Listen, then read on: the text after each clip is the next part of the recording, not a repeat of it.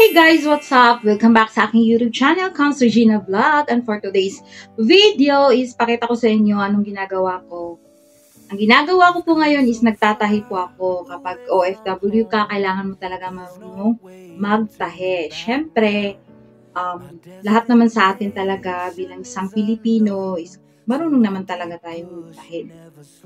Tapos, yun, yung paksa natin ngayon is pagtatahi. Alam nyo guys, kapag ang alaga ninyo ay matanda, talagang ganito ang magiging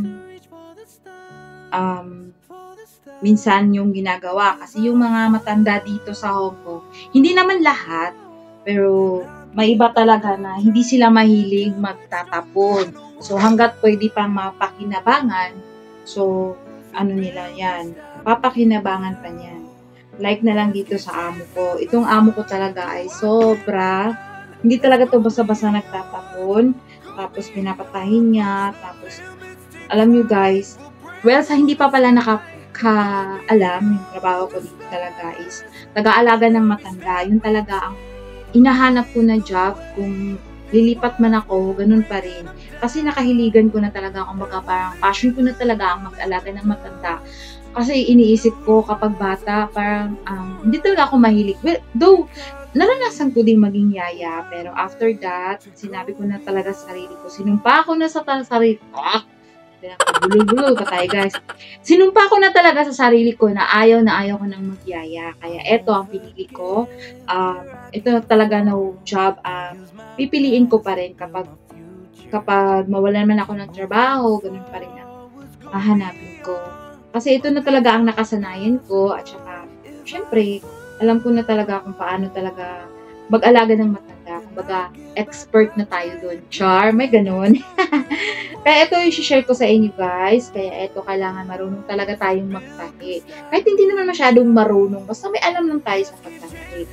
Kaya normal lang dito kapag we are an OFW, of course, kailangan tayong matutong magtahi dahil hindi lang tayo marunong sa pag-fix na kung ano-ano, talagang multitasking talaga tayo dito sa labas ng bansa, diba? Kaya ito pala yung paulit-ulit. So, ngayon, yun nga, topic natin guys. So, ito, alam nyo, ang pag-aalaga ng matanda talaga is, ay naku, ewan ko lang. Pero mostly talaga, ay, kailangan mo talaga ng mahaba ang pasensya. So, napakaswerte mo na lang kung yung alaga mo is mabait, hindi mabunganga, tsaka hindi pala kwenta ng mga ginagawa mo dito sa bahay. Hindi ka binabantayan lagi. Kasi may mga matanda dito guys. Kagaya tulad na lang nung alaga ko dati. Yun, diba? Sobrang ang saya, ang ganda talaga ng trabaho ko dun, sitwasyon ng work ko. Baga parang nakatira lang talaga ako sa sariling bahay lang. Parang yung kasama ko lang talaga yung lola ko, yung ganun. So, pero eto talaga ngayon guys, grabe. Wala na akong masabi, basta yun lang. At least ginampanan ko yung trabaho ko. Tapos, alam nyo, lagi kami nag-aaway ni lola. Pasimple. Oh guys, talagang normal na sa amin. Ganun kami ka-sweet. Hindi umiiyak ang araw kapag hindi kami nagtatalo ni lola. Kasi, alam nyo, wala naman talagang talo ang mangyayari kung yes or no lang talaga ako. Siyempre, kapag baguhan ka, di ba? Kapag baguhan ka pa sa amo mo, talagang kailangan panindigan mo yun. Yes or no ka lang talaga. Huwag ka na magpaliwanag kasi, siyempre, baguhan ka pa. Kapag nakapag-renew ka na, so, ayan, medyo okay pa, medyo may yes or no ka pa. So, kapag natapos na naman yung dalawang kontrata, kung sa tingin nyo naman na nasa tama kayo, tapos, nakilatis niyo na yung ugali ng amo ninyo, so, kung nasa tama naman, pwede rin sumagot. Like me! Ay, nako, guys. Kung pwede palang mag-record ng araw-araw, parinig ko sa inyo yung talo namin ni lola. Tapos, may drama-dramahan pa kami, iyak-iyak portion pa. Ay, nako. Well, talaga guys, ang totoo, napapagod rin ako minsan, pero syempre, iniisip natin, part na rin talaga yan kahit saan tayo pupunta, kahit gano'n man kabait yung amo natin. May time talaga na sumasama yung loob natin sa kanila. Ganun din yung amo natin. Ayun, sumama rin yung loob nila sa atin. So, yun nga. So, kumbaga, kung kung a-analyzein natin, normal na talaga na may ganyan, di ba? Yung kahit nga sa mag-asawa, di ba? Sa mga asawa natin, di ba? Normal na yung may alitan tayo kunti, yung gano'n. Kahit saan naman, kahit saan tayo pumunta, kahit naman saan tayo, ganun talaga yung natin maiwasan. So yun, back na tayo sa ating topic. So, eto talaga mostly ang ginagawa. Mostly ito talaga ang na-observe ko, yung may patahi-tahi pa tayo. Kasi alam nyo guys, mostly nagtatahi ako sa mga fans ni Lola kasi normal yan sa mga matanda. Ay, kapag tayo pala ito matanda, lalo na kapag tayo ay nung kabataan pa natin is matangkad tayo, mas maganda na yung hindi tayo masyadong matangkad kasi pag tatanda tayo guys, dahan-dahan kasi tayong lumiliit, paunti-unti, yearly by year, ayun basta, si Lola, yun, napapansin ko, taon-taon talaga, parang gano'n-gano'n. Kasi ang tangkad ni Lola dati, kaya yun, ginagawa ko, lagi na lang ako nagtatahi sa mga trouser niya, sa mga pants niya. Kasi, hindi naman kasi pwede na masyadong mahaba yung pants nila kasi baka yun pa yung dahilan na madapa sila or ganun, baka maapakan nila yung pants nila. So, kaya, kailangan ko talaga pinakat ko yung dulo. Kumbaga, ito, ganito, ikakat ko siya, tapos, or ipo-fold ko, tapos tatahiin ko. Yung tama lang talaga, sakto lang na may 1 inch pa sa, mawara, ito yung sapatos ni Lola, kailangan mga 1 inch pa yung 1 inch. So, kailangan ko talaga tahiin. Tinatahi ko siya.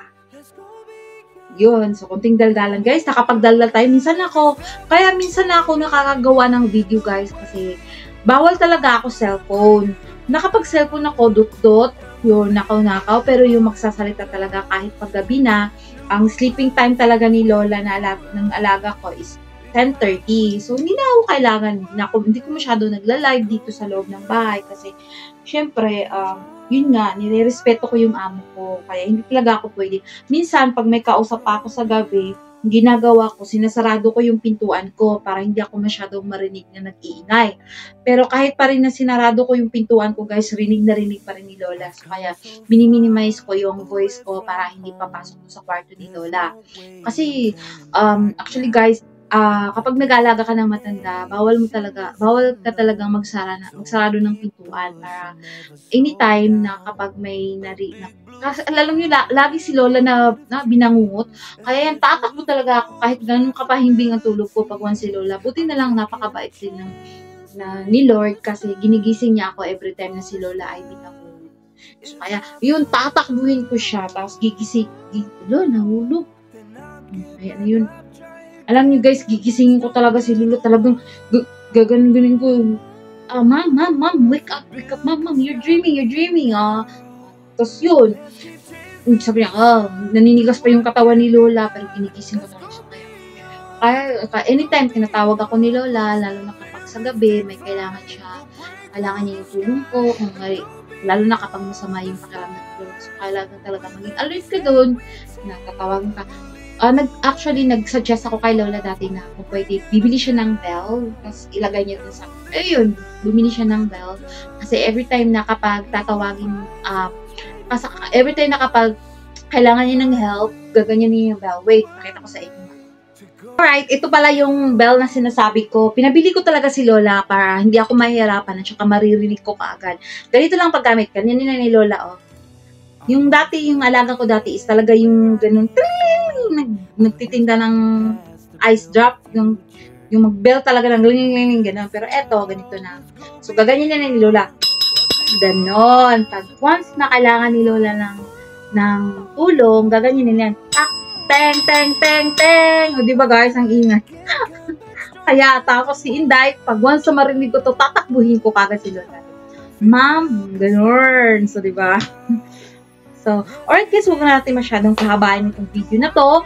Kung nasiyahan ka sa video na to, please naman, paki-like, charot, Then, paki-comment down below kung may mga tanong kayo dito about sa pag-aalaga ng matanda. Lalong-lalo na dun sa mga baguhan na kapag pumunta dito is yung alaga nila is matatanda. Baka makapag-give ng tips. Charot.